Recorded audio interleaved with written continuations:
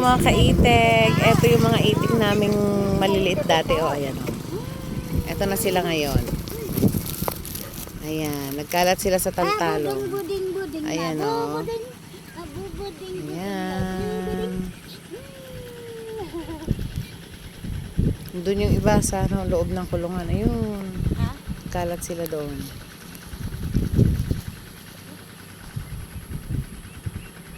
Yan, nandun sila. Ayun, yung mga maliliit dati. Ayun o, nandun na yung iba o.